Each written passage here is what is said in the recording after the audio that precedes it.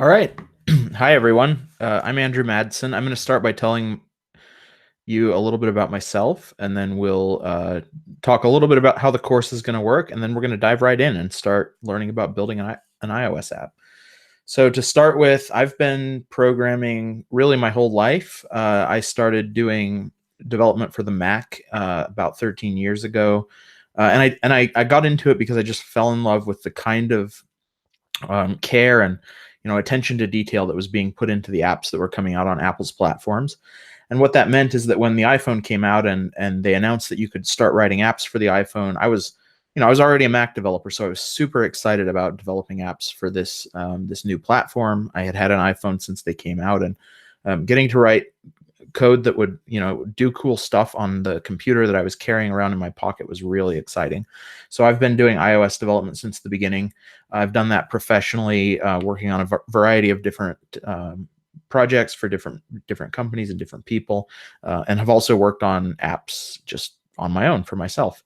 I've been teaching for about 3.5 years now. The last 2 years have been spent teaching iOS full time, and I really love teaching. I really love sharing this thing that I've been doing.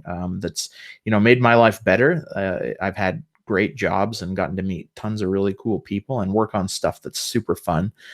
So I love sharing that with other people and helping them learn how to do something that's um, made me really happy. That's meant really cool things for me. So as far as the course goes, we'll be doing this Monday through Thursday. This weekend next goes from 5 p.m. Pacific until 8 p.m. Pacific. It's basically split into 3-hour-long chunks. The first hour is live instruction, the part that we're in right now. You'll have an hour to work on a project each day, and then you'll have an hour to basically get questions answered and have small group discussions with your groups. I also want to talk a little bit about Lambda School. Lambda School does these free mini boot camps, and that's something that's really exciting. But we also have full-time courses in web, iOS development, and machine learning. And our full-time courses are 7-month intensive courses where we're preparing you to be a full-time developer working, basically to go out and get a job. And the really cool thing is that Lambda School doesn't charge you anything up front. So you come through the course, you don't pay anything. The way we make money is that if you get a job working in the field that you've come to study, you pay us a percentage of your income for the first 2 years. And that way, we're only successful if you're successful.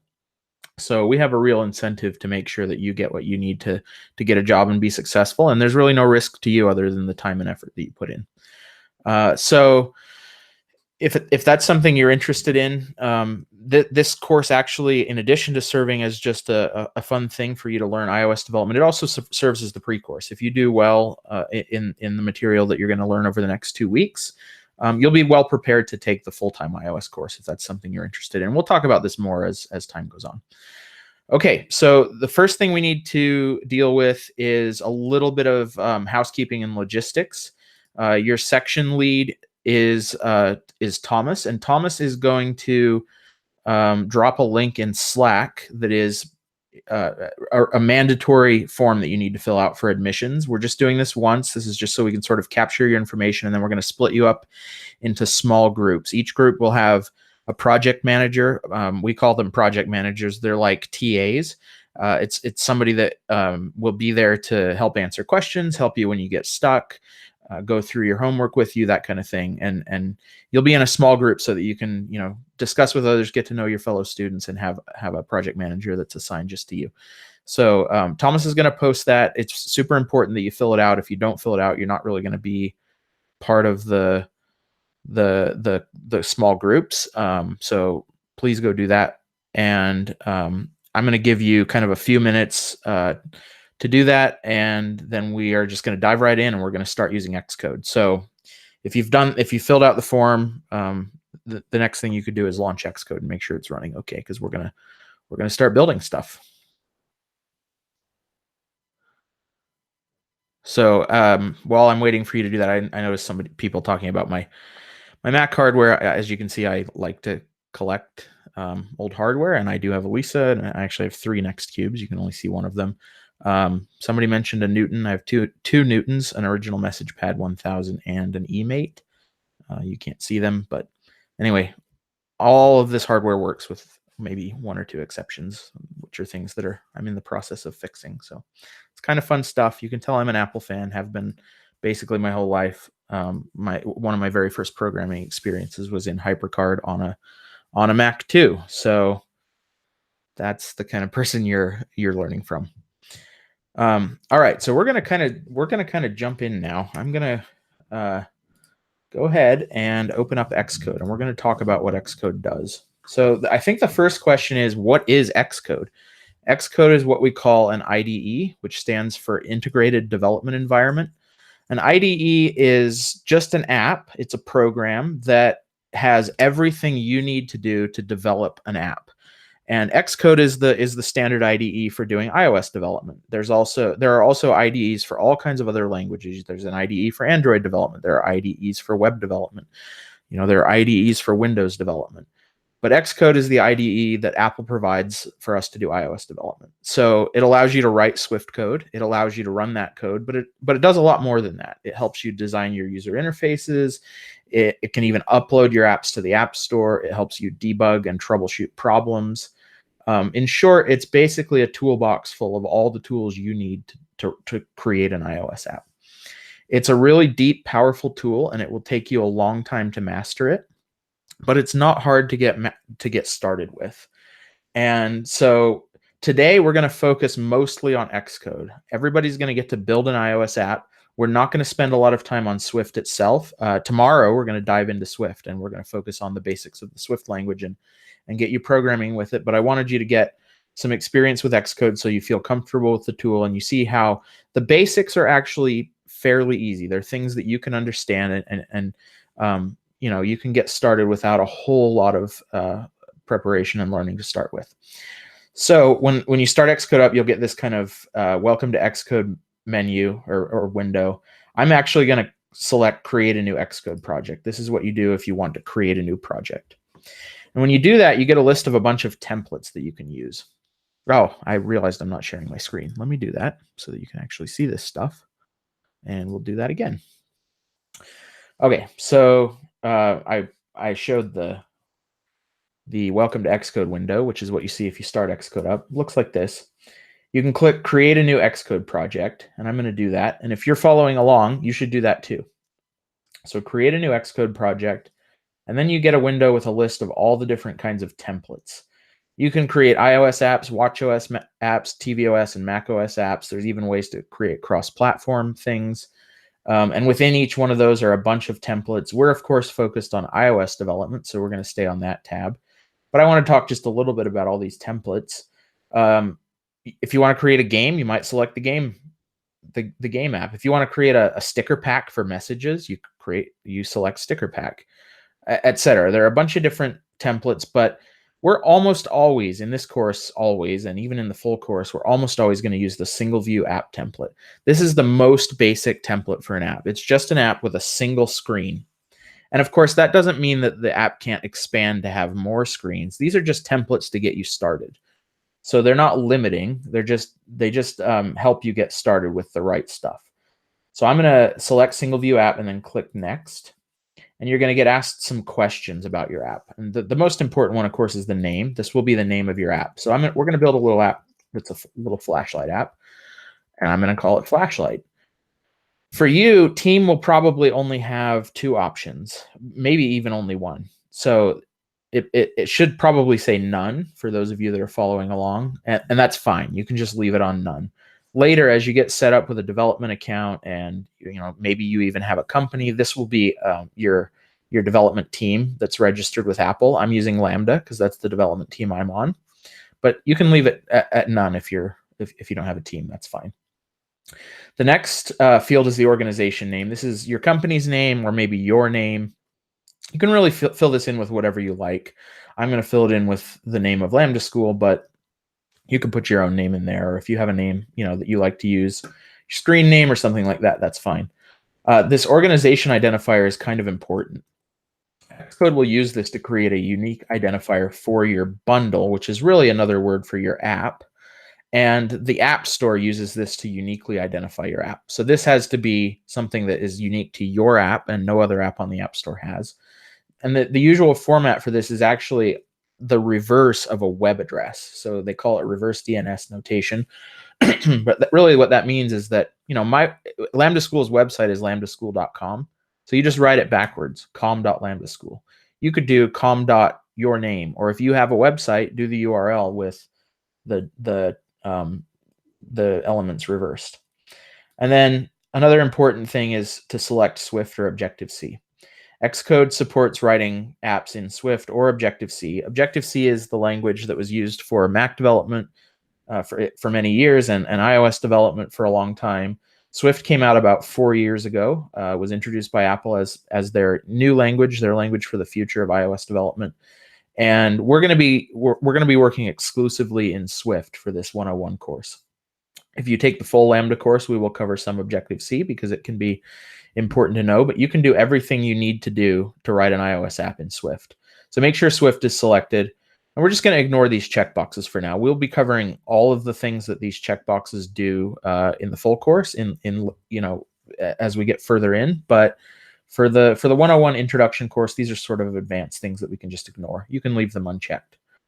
So I'm going to create next, and then the last step is to choose a location to save your project. I'm going to keep mine on my desktop. You can sort of put it wherever you want, but put it somewhere where you can find it later. So I'm going to click create. And what we see here now is a brand new app with some files that Xcode creates for us because we selected a template. And we'll talk about what each of these files is as we go on, but you notice there are some Swift files. This is where we're actually going to type Swift code. And then there are these storyboard files. The storyboard files, we're going to dig into these a lot more in just a few minutes, but storyboard files are the files we can use to create our user interface, to put things on screen, buttons and text fields and sliders and switches and all the things that you're used to seeing in an iOS app. You can put them in your storyboard to tell Xcode how you want them laid out. And then assets is really like a folder, but that's where you'd put any images that you want to include in your app. So if you've got images, icons, or photos, or any kind of thing that you're using in your app, store those in the assets folder. We're not going to do anything with images today, but it's useful to know that that's where they go. And then this last file, the info.plist file, you don't really need to worry about that right now. We're not going to edit it at all, but it's just an XML file. It's really just a text file, and if you open it up, it just has some information about your app. And occasionally, as you get further into iOS development, you'll have to edit things in here. But for today and really for this whole course, you can get away with just leaving this the way Xcode creates it. It's just information that the operating system on your phone needs to know, and some of it is used by the App Store too, to know how to like categorize your app, which categories it goes in, and that kind of thing. Okay, so I'm gonna give everybody a couple minutes just to catch up. So make sure that you are able to create a project in Xcode using the Create New Project button on the Welcome to Xcode window, or if you don't see that, you can also do File, New Project. You can also hit Shift Command N. Create a project using the single view app template in the iOS section. Call it Flashlight, and when you're done, you should have a window that looks something like this. If you're having trouble, please reach out to your PM in your small group channel. If you're not in a small group channel yet, you can just post in iOS June 11 on Slack, and we'll make sure you get the help you need.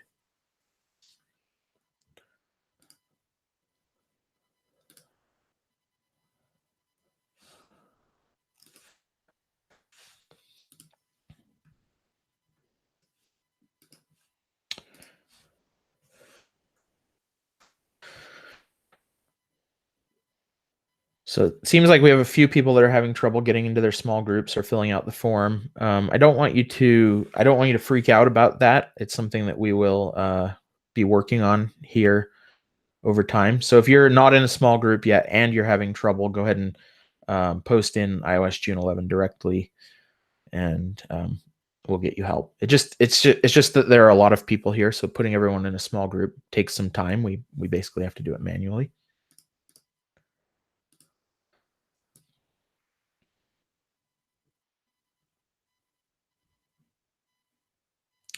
So I want to talk just a little bit about the way these files make up an iOS project. There's a lot to take in here, and I don't expect all of you to understand it right away. Part of what you're going to have to do today is to sort of follow along and take for granted that the stuff we're showing you works. And if you don't understand every last bit of it, that's okay. Learning how to code is not an easy thing, and you can sometimes feel like you're just having all these things thrown at you, and you've never seen them before, and you just can't quite get them to all fit together in your head. And I think successful people try their hardest and work really hard to understand what they're doing, but they also are a little bit comfortable with not knowing everything right at first, because it just takes time to absorb it and get comfortable with it and have it fit together and feel like you understand everything really well. So if you're in that position, it's okay. You're doing fine. And with that said, let's talk about how this fits together a little bit. So iOS apps are generally made up of screens. If you think of the iOS apps you use, you often end up switching from one screen to another, tapping buttons that will take you to another screen, and then there will be a back button to go back to the previous screen, etc. We actually represent those screens with what's called a view controller in the code. So when we create a new app, we get one view controller by default. I mentioned that the iOS single view template is an app that just has one view, and that's why we have one view controller file. So this, and the view controller file is all the code that tells the system how that screen is going to behave. We're going to get into how we're going to use this to actually make our app do something in a minute, but this is where you would put all the code that makes buttons do things, or makes pictures show up, or makes something scroll when you scroll it, or makes a slider do something as you slide it. The app delegate is a special kind of file that is sort of responsible for handling things that go on at the app level. So if you want to write code that does something special when your app first launches, you would put it in the app delegate file. If you want to write code that does something when your app gets, when the user quits your app and goes back to the home screen, you'd put it in the app delegate file. And there are other things that go in there that we'll get into as we go along. We're not actually going to edit anything in the app delegate file today. We're going to do a little bit in the view controller, but I just want to explain why those two files exist. And then the launch screen storyboard is another sort of special thing. The launch screen storyboard is where we can lay out what we want our app to look like while it's launching. So if you've used if you've used iOS apps, you know that when you first launch them, they kind of, the icon kind of zooms up to fill the entire screen, and it might take a minute for the app to actually start. And while that's happening, it shows something. Sometimes it's a logo, sometimes it's the user interface, but it's just kind of empty until the app is finished launching and it fills in. Depends on the app, but because an app can take a second or two to launch, the system wants to put something on the screen while it's in the process of starting it, and what it puts on the screen is whatever you've put in your launch screen storyboard. So right now, the launch screen storyboard is just blank. There's nothing in it, and we're actually not going to change that today. But that's where we could put things if we wanted them to show up as the app is launching. So that leaves us with the main storyboard, which is a really important piece of the puzzle. The main storyboard is where we can create the user interface for our app. And again, this is a single view app, so there's just one view controller. Go ahead and open up your main storyboard. I'm going to zoom out a little so you can see that that's the only thing in here. And it looks a little bit like an iPhone screen, and that's because it's meant to represent one screen of the app. It's meant to represent that single view controller that we have that's just one screen of the app. And this arrow actually means that that's the screen that's going to be shown first when the app launches. It's possible to have multiple screens in a storyboard. We're not going to do that today. We will do that later in the 101 course. But if you have multiple screens in a storyboard, you need some way to tell the system that you want to show one screen when the app first launches. And so that's what this arrow says. This whole part of Xcode that we're looking at here is called Interface Builder, and it's called that because you use it to build your interface. Interface Builder is actually a drag and drop tool. It's kind of like Photoshop. So if you've used, Photoshop or other image editors, you probably will find that parts of it are pretty natural. You can drag different things like buttons and images and sliders and text fields out into your into your screen, into your view controller, and then put them wherever you want to lay out your UI. And that's how you design your UI. So I'm actually going to create, we're just going to create a really simple app that just has one button. And to find all of the things like buttons and sliders, you use what's called the object library, which is down here in the bottom right corner of my screen. If you don't see it, you can choose View, Utilities, Show Object Library from the menu. There's also a keyboard shortcut, which is Control Option Command 3, but it's probably easier to just find it in the menu. So go ahead and do that. Find View, Utilities, Show Object Library. And that will, if it wasn't already showing, that will bring up this list over here of all the things we can use in our UI.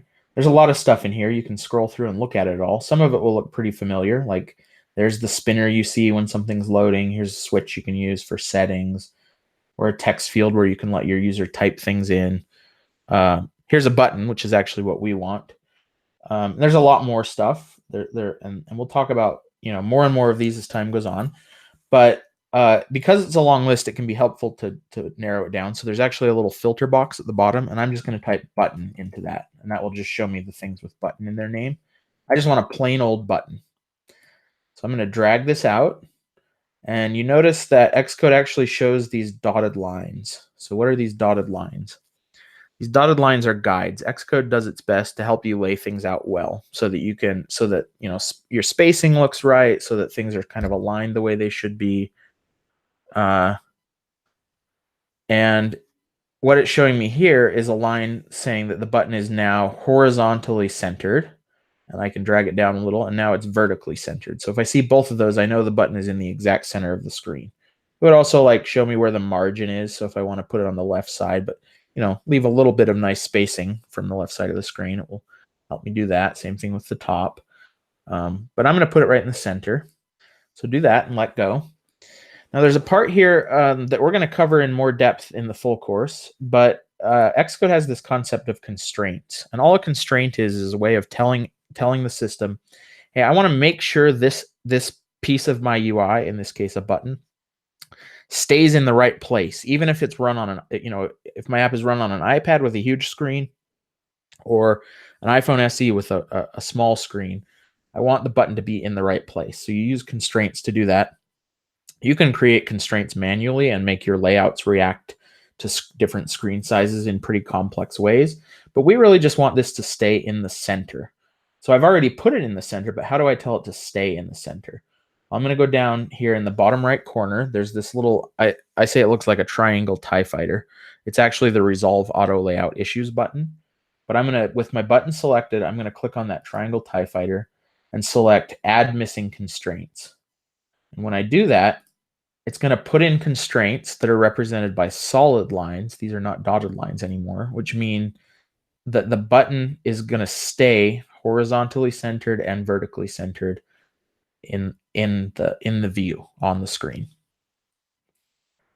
So go ahead and do that. Select your button that you've dragged out. Make sure you've put it in the center already. Select it, and then click on the triangle TIE fighter and select Add Missing Constraints.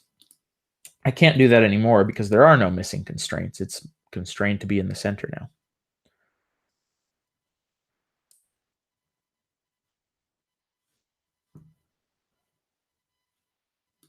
Okay, if you've done that, we probably want to make our button say something different than just button. That's kind of silly.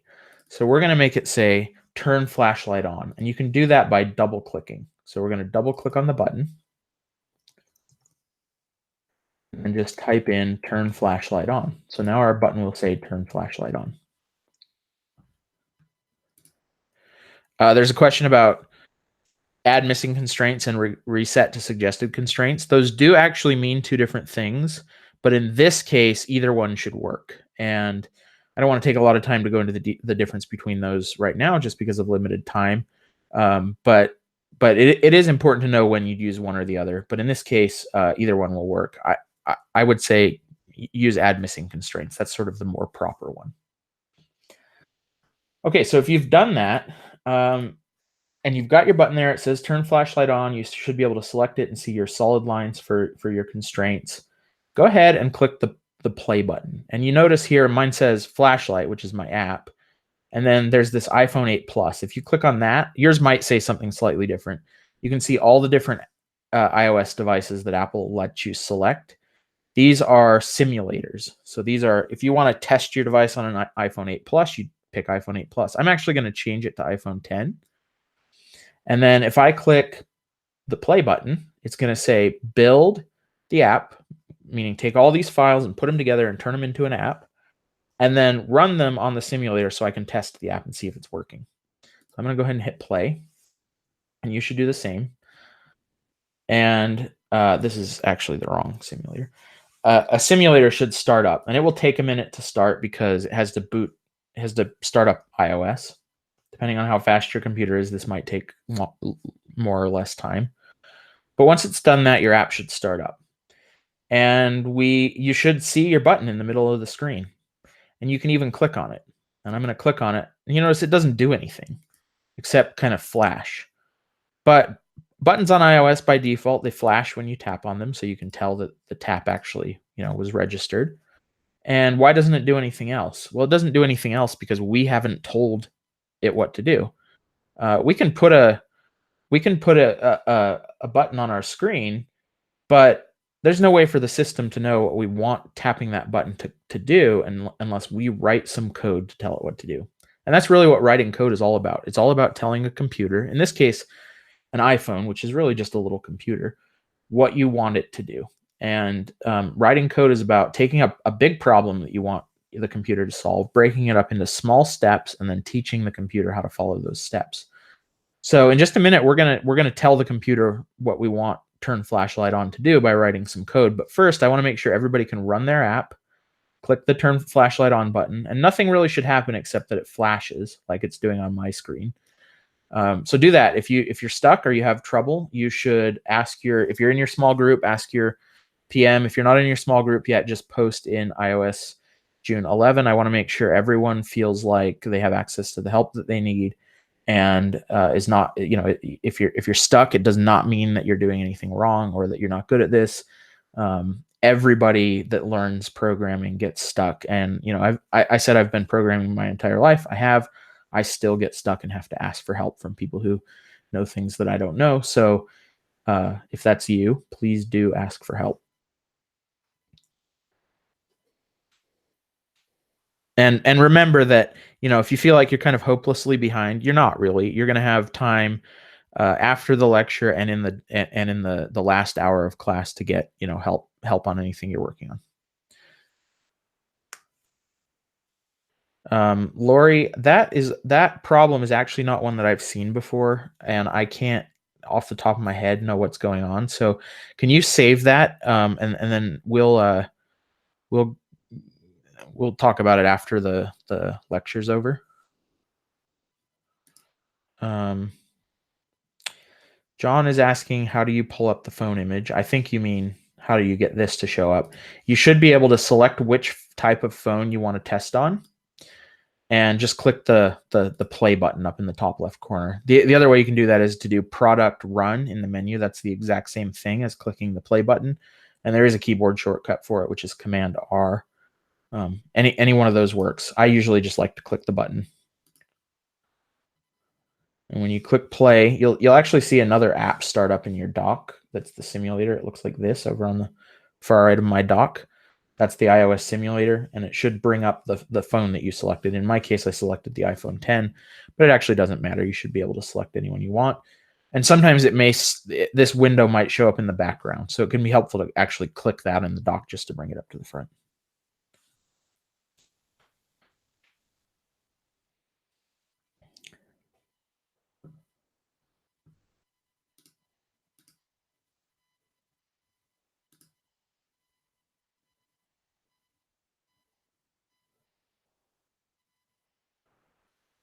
Yeah, so Jeffrey's right. You can start the simulator without hitting the play button. It is just an app. You can also do it. There's actually a way to do it right from Xcode right here by going to the Xcode menu and then open developer tool and then simulator. I basically never do that. I almost always just do it by clicking the play button, but you can if you want to. All right, so I'm gonna move on. If you have not caught up to this point, don't worry too much. You'll have plenty of help after the course, but we're gonna move on in the interest of time. So let's go ahead and go back to our Xcode project. If you want to stop running your app, you can click the stop button. So I'm going to do that. And now it's time to actually make this button do something. So how do we make a button that we've created, that we've dragged out onto our screen? How do we tell the computer what we want it to do when that button is tapped? Well, we need to hook it up to code somehow. So the first thing I'm going to do is open what's called the assistant editor. And there's this this sort of icon of interlocking rings up near the top right corner of the window. That's the assistant editor button. I'm going to click that. And when you do that, you should see some code open up, and it's your viewcontroller.swift file. I'm going to hide the list of files over here on the left. This is called the Files Navigator, by the way. I'm going to hide that just because I don't have enough room on my screen to fit everything very well. So I'm going to click this button right here, which will hide that navigator. And then we don't really need this stuff over on the right anymore because we're not going to drag out another button just yet. So I'm going to hide that too. That just gives me more space. If you have a bigger screen, you don't need to do that, but I don't. So that's what I'm going to do. Okay, so now this is the code. We talked about this briefly earlier, but this is the code that is is related to this screen of the app. We only have one screen in this app, but even in an app with multiple screens, you'll have one file, one view controller file for each screen of the app. And that's where the code for that screen goes. And one of the kinds of code that you put in that screen is code that does something when a button is tapped. We're actually not going to use these two things. These are from the template that Xcode creates. And I think they clutter things up and make it a little confusing. We will talk about these and what they do later in the full course. But well, actually, we'll talk about view-did load later in the 101 course. But I'm just going to delete all this. I don't need this. All I need is the class view controller :UI view controller, and then these curly braces with empty space in between. So I mentioned earlier, we're not going to be diving into Swift deeply today. We're going to start talking about Swift in a lot more depth tomorrow. So I don't want you to look at this and think, I don't know what any of this means. I'm stuck. I realize that you don't know what all of this means, and that is completely okay. You're not supposed to know what it all means just yet. We'll get into it more. But this is, as I said, this is the place where code for this screen goes. So I need to somehow connect this button up to this code. I need to say, hey, when the user taps this button, I want to do something that I've written code for over here. And you do that by connecting the button to the code using what's called an IB action. So the IB in IB action stands for interface builder, which, as I mentioned, is this part of Xcode. IB action, interface builder action, just means an action that is triggered by something that you've set up in interface builder. So how do we create an IB action? Well, you hold down the control key on your keyboard and then click and drag from the button over to the code. And you notice this blue line shows up. And when I drag it into the code, I see this option to insert an outlet action or outlet collection. If I let go, make sure you do that inside of these braces. If you try to do it down here, you see it doesn't work. Up here, it doesn't work. It has to be inside these braces. So I'm going to let go of the mouse button, and this window pops up. And the first field is the connection type. We can create an outlet, an action, or an outlet collection. Outlet and outlet collection are actually just sort of variations on the same thing. And we're not going to talk about those today. We'll talk about those a little later in the course. But action is an IB action, an interface builder action. So this is saying we want to create a connection from the button to the code that is an action, that is something that the code is supposed to do, an action it's supposed to take when the button is tapped. You don't need to change the object. It should just say view controller. And the name is just the name of the action. And this name can be anything you want.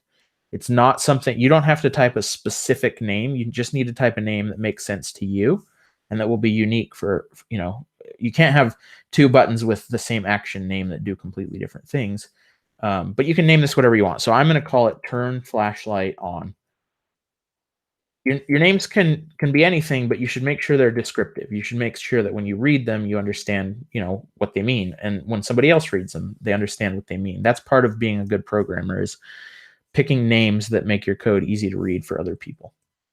I'm going to call it turn flashlight on, and you notice I've used this format where the first letter is lowercase, And then the first letter of the second word is uppercase, and then another uppercase. So this is called camel case, and this is the standard way of naming things in Swift. If you want to name something a name that uses multiple words, you can't put spaces between them. Instead, you don't put any spaces or underscores between them. You make the first letter lowercase, and then the first letter of each other word is uppercase. That's called camel case. Somebody's asking, how do you see the code screen? To do that, make sure you're showing the assistant editor, which you can show by selecting this or clicking this button with the two interlocking rings up here in the top right. The other way is to go View, Assistant Editor, Show Assistant Editor in the menu. And then another question was, drag is not working. Is it okay if we type the code between the brackets? It is okay. You can type the code between the brackets and you'll see what that looks like in just a second. But make sure, if you're trying to drag, make sure you're either holding down the control key while you click and drag, or alternately, if you have a mouse with two buttons, or you know how to right click on your Mac, right click and drag. If you just do a regular click and drag, it won't work. Okay, so I'm gonna leave the rest of these just the way they are. Don't worry too much about these. The default is almost always what you want. And now I'm gonna hit connect. And connect created some code for us. It created this IB action. We could have typed this ourselves, by the way, but it did something more important than that. It not only created this action, it also hooked the button up so that it will call this, will run this code that we are about to type in here whenever it's tapped. And that's what this little circle means. If you highlight this circle, you'll see that it also highlights the button. That's its way of saying the code, the action on this line is connected to that button.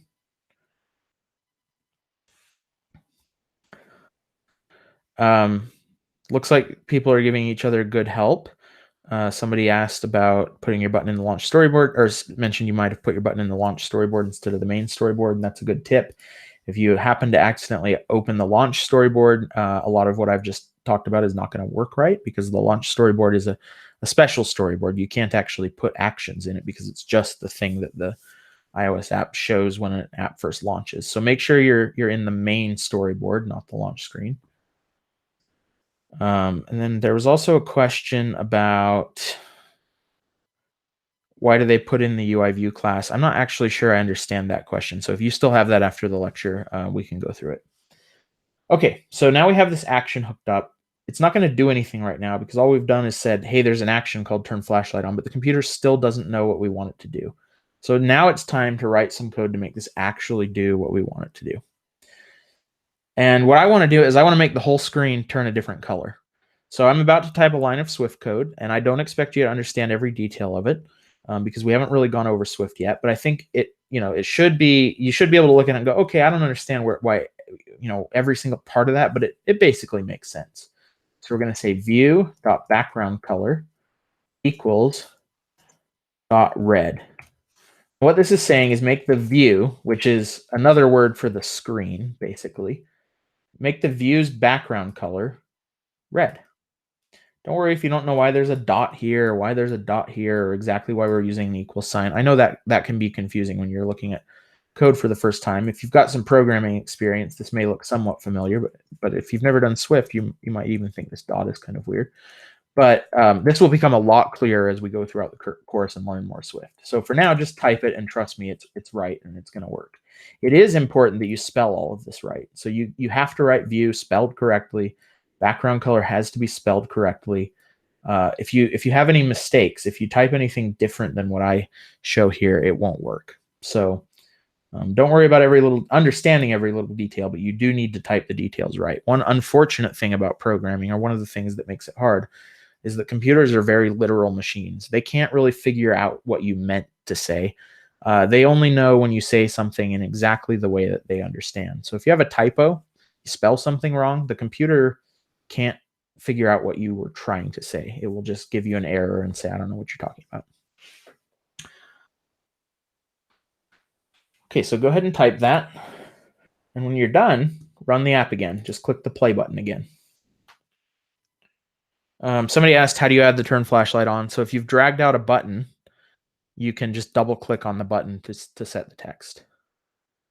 If you haven't created a button, which I'm talking to William here. Basically, I would recommend getting help after the lecture. It sounds like your video cut out, and of course the recording will be posted. All right, so I've run the app again. Now I'm going to click the turn flashlight on button again. And this time the background turns red, which is exactly what we wanted it to do. So that's pretty cool. That's an app that does something. Now, admittedly, it's not the most sophisticated app you've ever seen, and you're probably not going to make $1 million by uploading this to the App Store. But for a few minutes of working on it and your very first try at something, you've just made an app that actually does something, which I think is pretty cool. Now, what happens if we click the button again? Well, nothing. And why does nothing happen? It's because every time we click this button, this same line of code is run, which says turn the background red. Well, if the background's already red, it's not going to do anything to turn it red again. It's just going to look the same. So this is where we have a challenge for you. The challenge for you is to add another button to your app, create and call it turn flashlight off, and then add a second action and make that action turn the view back to white. So when you're done, your app should say turn flashlight on, and then there should be another button under it that says turn flashlight off. When you click turn flashlight on, the app should turn red. When you click turn flashlight off, it should go back to white. And you can click back and forth between them to go back and forth between red and white as much as you want. 2 hints. You won't need to do anything that you haven't already seen how to do. And the second hint is that just like dot red is red, dot white will be white. So I'm going to give you 10 minutes to add another button to this and get it working. If you get stuck, please don't feel like you can't ask for help. You should ask for help. And in 10 minutes, so at 5:52 Pacific time, we'll regroup, and I'll run through the solution briefly before we move on to the last bit of today's lecture.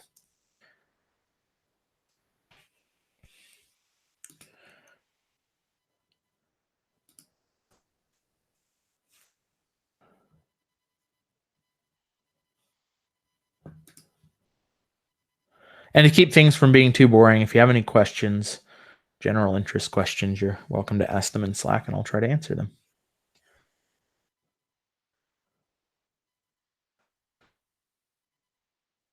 Okay, John, I saw your question. That's a great one. So if you've already got your button on the screen, first open the assistant editor, which you do by clicking on these interlocking rings. I've already done that. And when you do that, you should see your code.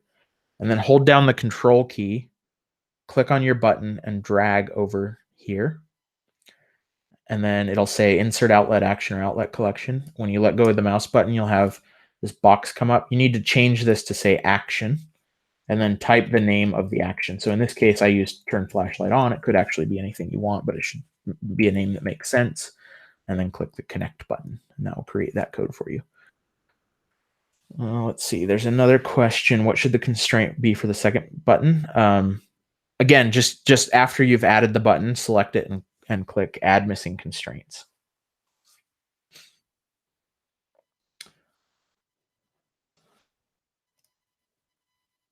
So somebody asked about the beta version of Xcode. I would recommend that you switch back to the non-beta Xcode 9.4. Everything should be working fine that we did today in Xcode 10 beta, but betas can be somewhat unstable, and also things can change in Swift that may make your life hard as you're following along. So you'll get through today's lesson fine, but I would say go back to 9.4 after today. But if you like Xcode 10, use Xcode 10. I've got it installed on my machine, and I'm using it, for fun to test it out and stuff. So Jorge asked about what's the drawback to leaving its type as any, as we did with the first button, or changing it to UI button, which I'm assuming would be correct. I would actually say both are correct. The difference is that if the type is any, if you're writing any code in your action that actually needs to use the sender, which is the button that was tapped. So when turn flashlight on gets called, you'll have access to this sender, which is the actual button that was tapped. If it's any, you'll have to write code to check to see if it's a button or not. If you make it UI button, the compiler will know that it's a UI button. In this case, it actually doesn't matter because we're not using the sender at all. And it's actually not even that common that you use the sender. So for our purposes today, it really doesn't matter. I generally actually do pick the more specific type, like UI button. I think that's a little nicer, but it's just one extra step that I didn't want everybody to have to go through right now. As for what all this means, I skipped over it on purpose. This is something we'll learn later in the week. I think this week, maybe actually even next week.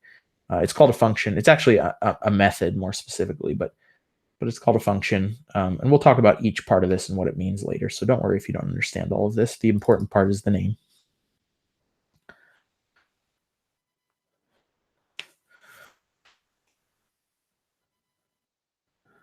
Okay, so let me go through these questions.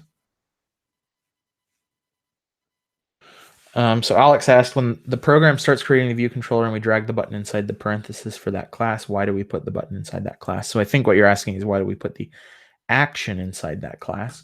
And the reason we do that is because this class, this view controller class, is actually the code that is responsible for everything that happens on this screen of the app. And since this button is on this screen, we want the view controller to be the thing that handles doing something when the button is tapped. So that's why we put the action there instead of somewhere else. As you get a little further into your iOS development career, you'll learn that it actually sometimes can make sense to split the code for one screen up into multiple files. And in that case, you might have a button here doing something in one file while a button in a different spot does something in another file. And we will cover that if you take the full-time course, that's something we'll cover in some depth. But when you're just learning it, it's a lot easier to just put your button actions in the same view controller as the screen they're on. Does Xcode have a built-in way to show graphs? There's actually not a built-in component for graphs on iOS, but there are a lot of third-party libraries. So third-party libraries are just code that somebody besides Apple has written that you can download and use in your app. There are a bunch of those that do graphs. You could also write your own, and I tend to be an advocate, especially when you're learning, of trying to do stuff yourself instead of always just using code that somebody else wrote for you. But if you do want to look at code that somebody else wrote for you, there's one called Core Plot that's been around for a long time. There's another one called Charts that is actually sort of the iOS version of what was originally an Android chart library. And there are others. That's a really good question. Somebody said, will we learn about iOS 12 or just 11? We're always going to be on the OS that's the current release. We generally won't teach to betas because they're still changing and they can be unstable, and you can't upload your app to the App Store, until they're actually out. But we will update the course as iOS 12 actually comes out. That said, iOS 12 is not a huge change over iOS 11, in at least for the stuff that we're going to be doing for the average app developer. Most of the things they changed are either under the hood, so they made it perform better and be faster on old phones, or in areas that we're not really specifically covering in this course, at least not in any depth, like machine learning and augmented reality. People commenting on their Mac, on Xcode making their Mac go really slow. There's a reason that developers tend to buy really high-end Macs, and that's because software development is actually something that uses a lot of power. So sorry, I don't know what to tell you, except that's just how it goes. Let's see, getting an error. Looks like you're getting help from Johnny with that, but that error message means that your app is crashing, but it's not in and of itself enough to go on. Michelle said, the difficulty I ran into was that each time I tried to click the button, I just select the guides. Did I do something wrong? Probably not. It can be kind of difficult if you just click in the wrong place, you'll select these guides. One thing that can be easier is over on the left, you kind of see an outline of your entire view, of your entire user interface. And this shows your view controller, which has the view. That by the way, was the thing we were turning red. And then there's a button right here called Turn Flashlight On. So one way to select the button is to click on it over here. But sometimes that can be kind of hard because other stuff gets in the way, or you keep selecting the guides or whatever. So another way is you can actually just select it over here, and that does the same thing. And you can also even, control click and drag from there, and do whatever you want. You can even double click on this to change. Oh, I thought you could. click and then pause and then click to change the name. Although this actually won't change the title, but it will change the name of the button over here.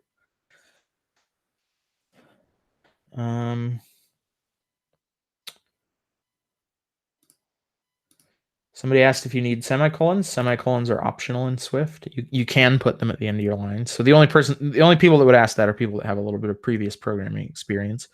If you've programmed in C or C++ or C# or to some degree JavaScript, although they're optional in JavaScript as well, you're used to putting semicolons at the end of your lines. Swift does not require them, and I don't know any Swift programmer that puts semicolons at the end of their lines, but you actually can do it. It won't break anything. It'll work fine. They're just optional.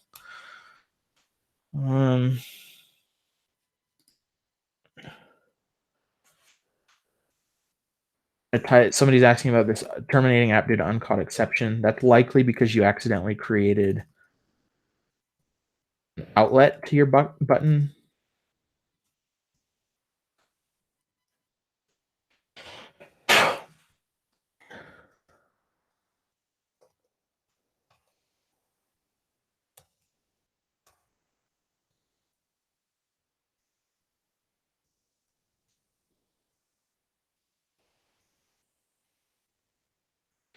Anyway, I think Johnny can probably help you with that. How do I add missing constraints? Hopefully you found that. It's the triangle TIE fighter. Rick's question about should we be launching a new instance by first stopping the last instance every single time? Yes. And if you're already running the app and you click play again, like I am right now, it may ask, it may say something like, you're already running this. Do you want to stop it? You can click stop. I generally click the button, the checkbox that says don't ask me this again, because I always want it to just stop and restart and run the new version. But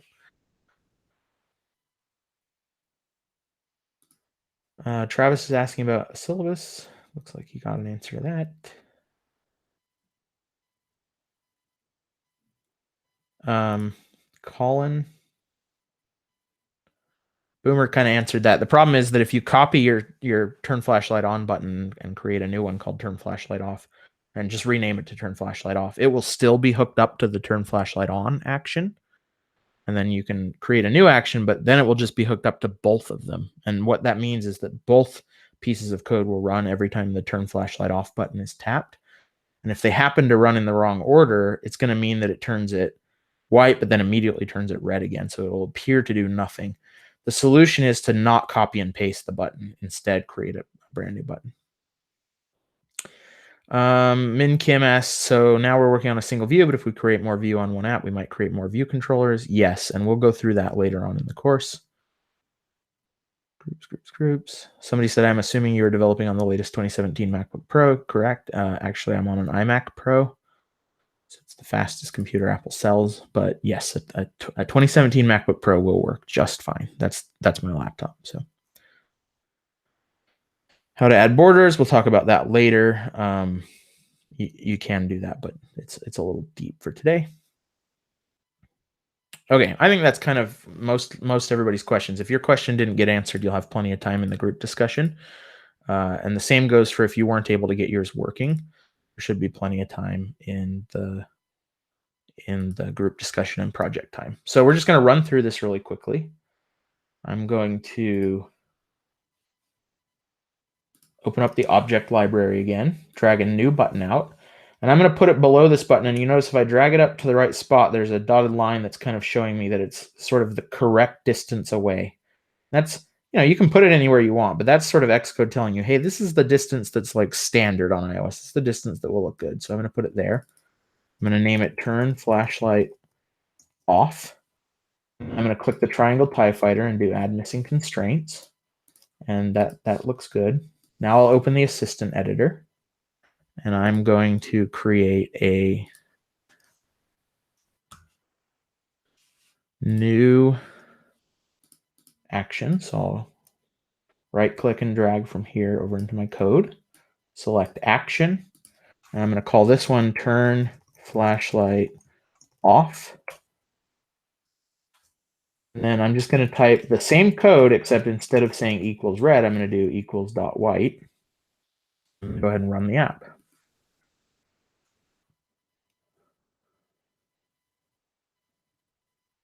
So I can click turn flashlight on and it turns red. Now I'll click turn flashlight off and it goes back to white. And I can go back and forth if I want. So it's working fine.